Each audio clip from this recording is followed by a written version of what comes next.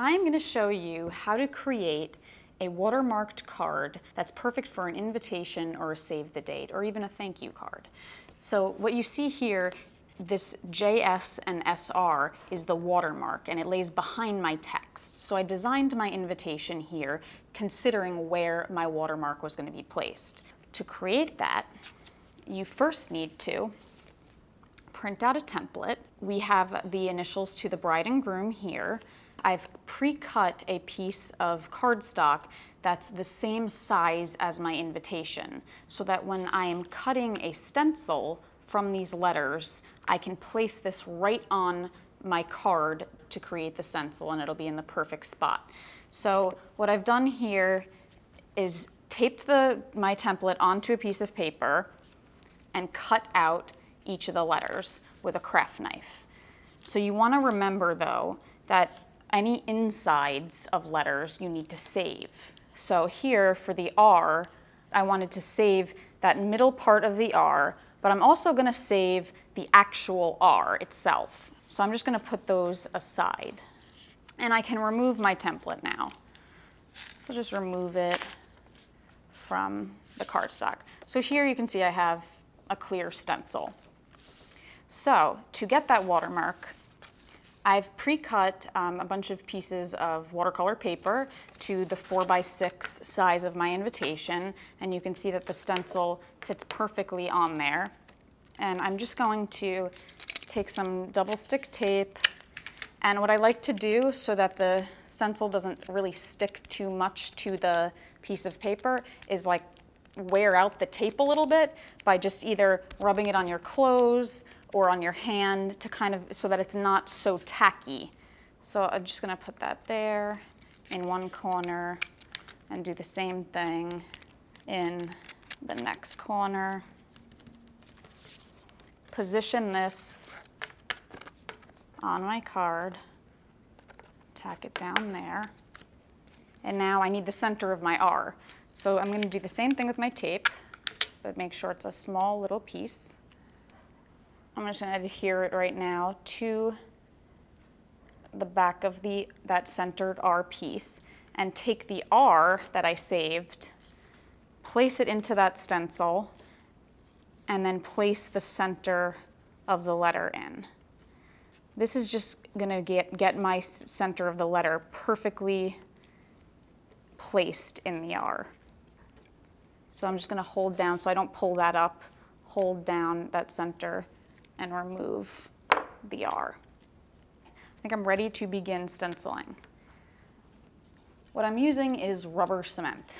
Rubber cement is waterproof. So the idea behind creating a watermark is having it resist to the paint that you're painting over your invitation. So here I'm going to take my brush that comes in the rubber cement bottle and just paint right over the stencil onto the letters, just like you would with paint if you were stenciling to have this solid. And then right away, carefully lift up the stencil, put it aside, and with your craft knife, just lift off that center of the R and put that aside. So I have one that is dry now, so I'm going to show you how to actually create this watermark. And to do so, I'm using a watercolor paint. It's blue. I'm just going to squirt out a little bit onto a dish, and I have a makeup sponge. And I like to use these so that I'm not worrying about using a paintbrush. This makes it so much easier to apply the paint when you're doing a wash of watercolor. So I'm just gonna get this a little wet, squeeze it out, any excess, not too wet. And to create this wash effect, I'm just gonna put the tip of one edge of my makeup sponge here into the blue paint. And then to give it some more texture, I'm actually gonna add even a little more to one corner of my sponge. So just add a little bit more.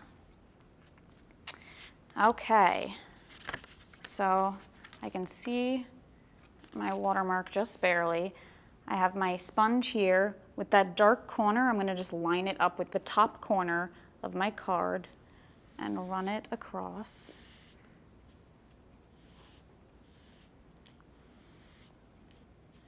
And you can do it a couple times. Reapply some water, a little bit more paint.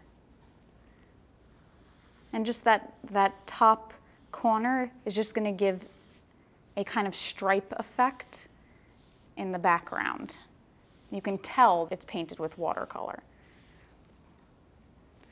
So just keep going. Hold it down with your fingernail. You don't want to put your fingertips on it. You just want to make sure you've got the whole card covered. It's completely covered here. So you can see the watermark coming through a little bit. I'm going to set this aside to dry, make sure it's completely dry. So when your paper is completely dry, we are going to remove the rubber cement. And to do that, I have a rubber cement eraser. And what I'm going to do, gently clean off and remove the rubber cement. And wherever the rubber cement was, will be white. So it's leaving this watermark on my piece of paper. So remove it all like that. And you can see that the watermark's there. Now you need to just scan it into your computer, bring it to your local copy shop, and you can make as many copies of this as you need. So you can see here for this invitation how great it looks behind all the text. That watermark makes it really unique.